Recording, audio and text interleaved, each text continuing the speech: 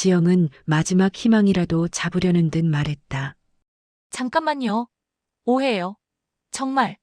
사연 시작 전에 구독, 좋아요 눌러주세요. 재미있는 사연을 빠르게 만나실 수 있어요. 조작의 시작. 새벽 5시, 김말수는 부엌에서 조용히 물을 끓이고 있었습니다. 주전자 옆에는 전날 먹다 남긴 약봉지가 그대로 놓여 있었고, 말수는 약을 꺼내려다 손끝을 떨며 한 알을 바닥에 떨어뜨렸습니다. 그 순간 방문이 열리며 한지영이 나왔습니다. 지영은 말순을 흘끗 보더니 팔짱을 끼고 서 있었습니다. 말수는 아침 일찍 깨서 하며 말을 잇지 못했습니다. 지영은 말순의 손떨림만 유난히 뚫어지게 바라보았습니다. 그녀는 아무 말 없이 휴대폰으로 그 모습을 찍고 부엌을 나갔습니다. 아침이 밝자 말수는 남은 국을 데워 아들 박성호의 식탁에 올렸습니다. 성호는 피곤한 얼굴로 앉아 신문을 펼쳤습니다. 지영은 옆에서 커피를 마시며 조용히 말했다. 어머님 아침에 약도 제대로 못 드시는 것 같더라고요. 말수는 놀라 성호를 보았지만 지영은 태연하게 컵을 내려놓았습니다. 내가 새벽에 잠깐 깨서 봤는데 손도 떨고 행동이 좀 이상하셨어. 성호의 표정이 굳어갔습니다. 지영은 일부러 신문을 접으며 덧붙였습니다. 요즘 치매 초기가 저런 증상이라던데 검사 한번 해보는 게 좋겠어요. 그날 오후 지영은 말순을 병원으로 데려갔습니다. 간단한 질문 몇 개를 묻는 인지검사를 받은 뒤 의사는 정확한 건 정밀검사를 해봐야 한다고만 말했습니다.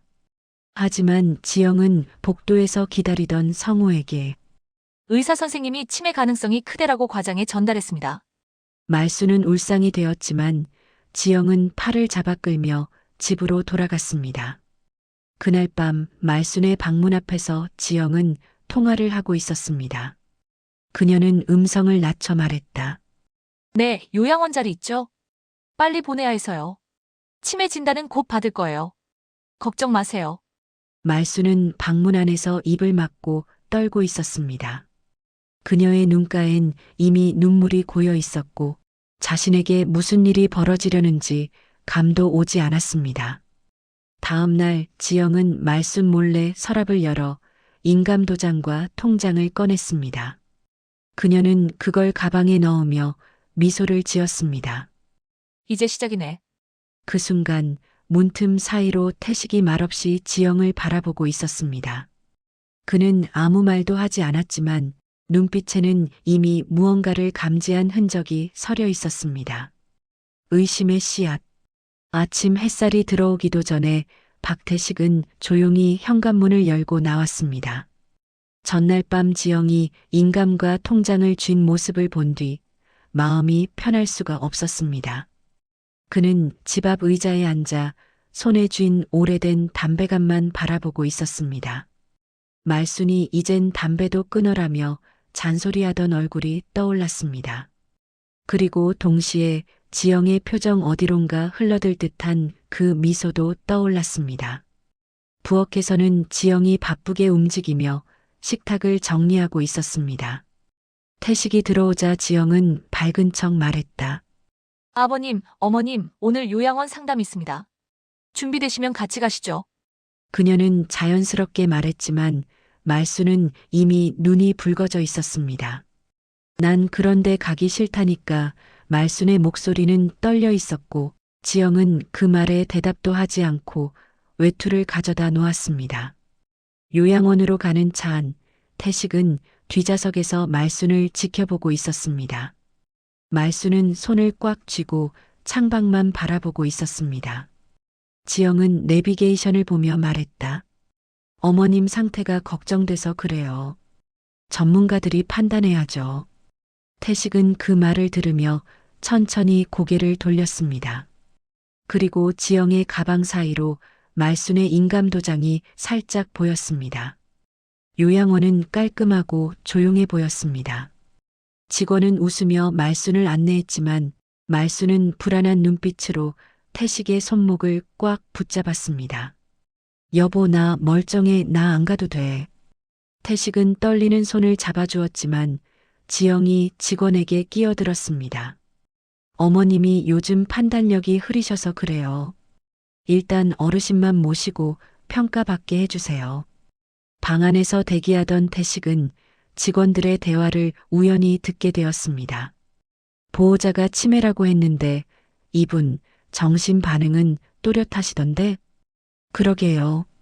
근데 며느님이 강하게 입소 요청하셔서 그 말에 태식의 표정은 딱딱하게 굳어졌습니다. 평가가 끝난 뒤 지영은 서류 몇 장을 들고 나오며 서류철을 급히 정리했습니다. 그녀는 말순에게 입소 결정이에요. 오늘 짐 좀 챙겨오조라고 말했습니다. 말순은 눈이 커지며 태식을 바라봤습니다. 여보, 이게 뭔 소리야? 태식은 아무 말도 하지 못했습니다. 지영이 모든 걸 통제하고 있는 그 순간, 그는 처음으로 지영이 뭔가를 꾸미고 있다는 확신을 가졌습니다. 조작의 그물망. 요양원 입소를 강행한 다음 날, 지영은 아침부터 부동산 사무소로 향했다. 말순이 요양원에 들어간 지 하루도 지나지 않았지만 지영은 마치 오랫동안 준비해둔 사람처럼 능숙하게 움직였다. 부동산 직원은 지영이 내민 위임장을 보고 잠시 눈살을 찌푸렸다. 서류의 인감도장 위치가 어딘가 어색했고 필체도 출원인과 달라 보였다. 지영은 직원의 눈빛을 알아채고 빠르게 말을 덧붙였다. 어머님이 몸이 불편해서 대신 처리하는 거예요. 급하게 매도하라고 하셔서요. 직원은 의심스러운 표정이었지만 지영이 서둘러 준비한 병원 진단서 복사본을 보자 더 자세히 확인하지 않았다. 그 진단서는 며칠 전 지영이 사진 편집 앱으로 조작한 서류였다. 지영은 그 자리에서 계약을 밀어붙였다. 성금은 오늘 바로 입금해 주시면 됩니다. 전세 끼고 싸게 내놓았어요. 부동산 측은 수상한 기분을 감추지 못했지만 집값 대비 너무 낮아진 가격 때문에 구매자가 금방 붙었다. 성금 1억 원이 지영 계좌로 들어오자 지영은 흡족한 표정으로 핸드폰을 확인했다. 한편 요양원에서는 말순이 계속 태식의 이름을 부르고 있었다. 여보, 나 여기 왜 있는 거야? 나 멀쩡한데. 간호사는 그 영상 기록을 보호자 파일에 추가했고 그 영상은 나중에 태식에게 결정적인 단서가 된다. 태식은 요양원에서 지영의 행동을 수상히 여겨 집에 돌아와 서류함을 뒤지기 시작했다. 그 과정에서 말순의 인감증명서 발급일이 전날로 되어 있는 것을 발견했고 그날 말순은 병원과 요양원에 있었기에 본인이 발급할 수 없었다는 사실을 깨달았다. 그리고 지영의 방에서 등기부등본 출력 기록이 담긴 프린터 종이를 찾아냈다.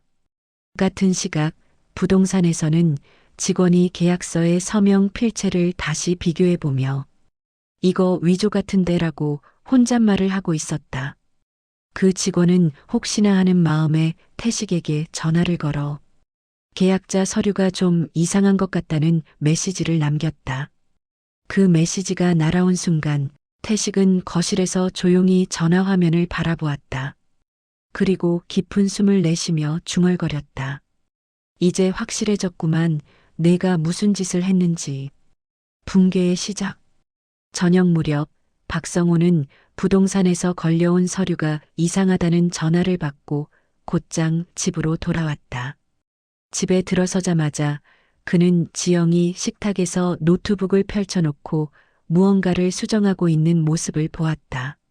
성호는 아무 말 없이 노트북 화면을 들여다봤고 거기에는 말순의 이름이 적힌 위임장 파일과 편집 프로그램 창이 떠 있었다. 그 순간 지영은 급히 화면을 닫으며 억지 미소를 지었다. 성호는 아내의 태도가 수상해 서랍을 뒤지기 시작했고 그 안에서 병원 이름이 지워진 조작된 진단서와 위조된 서류 뭉치를 발견했다. 그는 숨을 들이켰다. 그가 병원을 직접 찾아가 확인했을 때 의사는 단호하게 이 서류는 우리 병원에서 발급된 적 없다고 잘라 말했다. 성호는 충격에 빠져 집으로 돌아와 지영에게 물었다. 하지만 지영은 계속 둘러대며 어머님이 정말 이상해져서라며 변명만 늘어놓았다. 그 순간 현관문이 조용히 열리고 박태식이 들어왔다. 태식은 손에 USB를 들고 있었다. USB에는 요양원 CCTV 영상이 저장돼 있었다. 영상 속 말수는 침대에 앉아 정신이 또렷한 상태로 울며 직원에게 말하고 있었다. 나 치매 아니야. 며느리가 나 데려다 놨어. 나 집에 보내줘. 성호는 그 영상을 보는 순간 무릎이 풀려 소파에 주저앉았다. 그리고 태식은 두 번째 녹음 파일을 재생했다. 요양원 원장과 지영의 대화였다. 치매라고 해주세요. 상태를 그렇게 기재해야 들어올 수 있어요. 근데 보호자님, 어르신 정상 같은데. 그냥 그렇게 해주세요. 서류만 필요해요. 지영은 얼굴이 하얗게 질리며 뒤로 물러섰다. 성우는 더 이상 말을 잇지 못했고 태식은 미동도 없이 지영을 바라보고 있었다. 그 시각 뉴스 속보가 울렸다. 요양원 입소 조작 의혹 고령자 강제 입소 사건 수사 착수. 이 사건이 곧 자신들에게 닥칠 일이라는 걸 그 누구보다 지영이 먼저 깨달았다. 숨겨진 진실 시아버지의 비밀 재산. 지영이 붕괴된 표정으로 소파에 주저앉아 있는 사이 태식은 말없이 옆방으로 들어가 오래된 장롱을 열었다. 장롱 안쪽 낡은 바지 사이로 철제 금고 하나가 모습을 드러냈다. 태식은 비밀번호를 눌렀고 철컥 금고가 열리는 소리에 성우와 지영의 시선이 동시에 쏠렸다. 금고 안에는 수십 년간 손때 묻은 서류철들이 줄지어 있었다. 태식은 그중 두꺼운 봉투를 꺼내 식탁 위에 조용히 올려놓았다. 봉투를 펼치자 부천 광명 안산 일대의 오래된 토지 매입 서류가 쏟아졌다. 매입 연도는 1984년, 1992년, 1999년. 모두 태식 명의가 아닌 제3자의 명의로 분산되어 있었다. 성우는 믿기지 않는다는 듯 서류를 넘겼다. 각 토지의 최근 시간은 대부분 재개발 발표로 수십 배가 오른 상태였고 한 필지는 문서에 적힌 금액만 32억 원을 넘기고 있었다. 지영은 충격에 입을 막았다. 그녀가 탐낸 건 말순의 집 한 채였지만 태식이 숨겨온 전체 재산은 70억 가까이 되는 규모였다. 태식은 담담한 얼굴로 입을 열었다.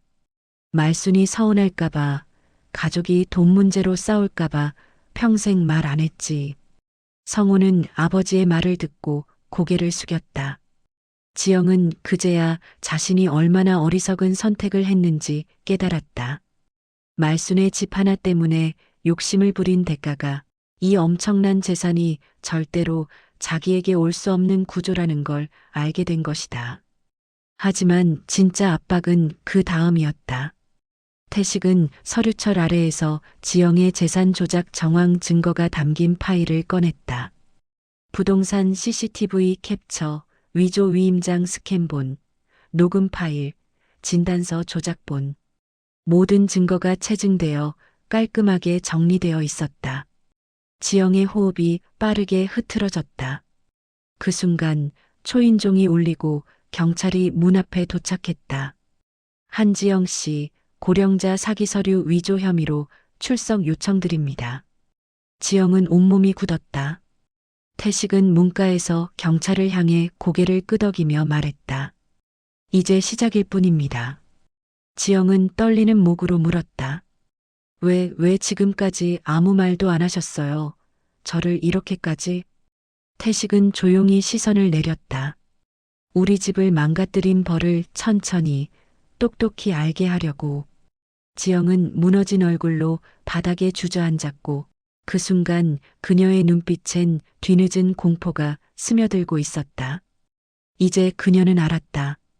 그동안 건드린 것이 시어머니의 집 한 채가 아니라 평생 가족을 지켜온 시아버지의 모든 계획과 전부였다는 사실을. 전면 붕괴 며느리의 추락. 경찰은 지영에게 동행을 요청했고 그녀는 파랗게 질린 얼굴로 현관에 서 있었다. 성우는 아무 말 없이 등을 돌렸고 태식은 지영이 신고를 꿰매던 손가락을 잠시 바라보다 천천히 문을 열어 경찰을 들였다. 지영은 마지막 희망이라도 잡으려는 듯 말했다. 잠깐만요, 오해예요, 정말. 하지만 경찰은 이미 태식이 넘긴 자료들을 모두 검토한 상태였다. 위조 위임장, 조작된 진단서, 부동산 거래, 녹음, CCTV 기록, 그리고 말순의 울음이 담긴 요양원 영상까지. 모든 것이 지영의 계획적 행동을 정확히 증명하고 있었다. 경찰 조사가 시작되자 지영의 거짓말은 더 이상 통하지 않았다. 조서에서 그녀는 어머님이 진짜 이상했다고 우겼지만 요양원 간호사는 진술에서 분명히 말했다. 김말순 어르신은 매우 또렷하셨고 며느님과의 면담 뒤에만 극도로 불안해하셨습니다. 그 진술은 곧바로 뉴스 속보로 흘러나갔다. 시어머니 치매 조작 후 요양원 강제 입소 며느리 검거. 댓글창에는 천벌받을 짓이다. 이런 사람이 진짜로 있네. 남편이 불쌍하다는 반응이 쏟아졌다. 지영은 조사를 받으며 자신도 모르게 입술을 깨물었다. 투자의 실패에 잃은 돈, 위조 서류가 들통난 순간, 그리고 태식이 숨겨왔던 70억 재산을 마주한 그 충격까지 모든 것이 한꺼번에 무너지며 지영은 점점 현실을 직시하기 시작했다. 그녀는 떨리는 목소리로 물었다. 혹시 이혼하실 거예요? 성우는 단호하게 말했다. 대답 대신 이혼 서류 사본을 책상 위에 내려놓았다. 더 큰 충격은 뒤에 있었다. 태식은 부동산 사기를 당한 피해자에게 연락해 직접 배상 절차까지 준비해 두었다. 우리 가족 때문에 피해보신 만큼 내가 다 책임지겠습니다. 경찰은 태식의 진술을 정리하며 말했다. 박태식 씨는 오히려 협조자고 이번 사건의 피해자는 김말순 어르신과 가족 전체입니다. 지영은 그제야 입술을 떨며 고개를 떨궜다. 저 이렇게 될 줄 몰랐어요. 태식은 조용히 지영을 응시했다. 사람은 욕심낼 수 있다. 근데 너는 욕심 때문에 사람을 버렸지. 경찰차 문이 닫히는 순간 지영의 얼굴은 절망과 후회로 완전히 무너져 있었다. 사람들의 시선, 카메라 플래시, 그리고 자신이 쌓아온 모든 것이 무너지는 소리가 귀 속에 울리고 있었다. 그녀는 뒤늦게 깨달았다. 이 모든 파국은 시어머니를 버린 그날부터 이미 시작되고 있었다는 것을. 시어머니의 잭이 다시 세워진 가족. 지영이 구속된 지 한 달 후 태식은 말순을 조용히 다른 전문 요양센터로 옮겼습니다. 이번엔 시설장이 직접 나와 태식을 맞으며 어르신 상태는 치매가 아니라 불안성 스트레스였습니다라고 설명했습니다. 말순은 태식의 손을 잡으며 작게 미소를 지었고 얼굴엔 오랜 공포가 사라지고 편안함이 서서히 자리 잡고 있었습니다. 요양센터의 재활팀은 말순에게 맞춤 치료를 진행했습니다. 걷기 운동, 미술 치료, 인지 프로그램까지 하루 일과가 정리되자 말순의 목소리는 점점 또렷해졌고 잠도 깊게 들었습니다. 태식은 매번 들릴 때마다 아내 곁에서 천천히 손을 잡아주며 이젠 나한테 맡기라고 말하지 않아도 행동으로 보여주었습니다. 센터에서는 말순의 촬영 기록을 다시 확인하며 지영이 한 행동들을 공식적으로 문서화했습니다.